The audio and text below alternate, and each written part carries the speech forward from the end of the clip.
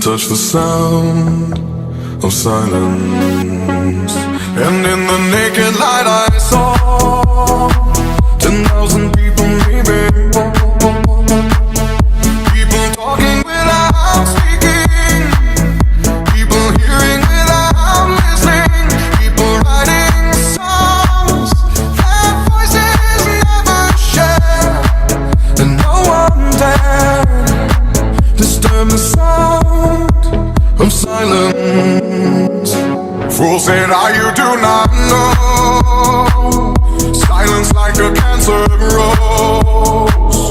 Hear my words and I might teach you. Play my arms and I might reach you.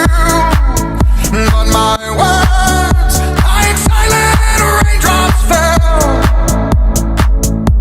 and echoed in the wells of silence.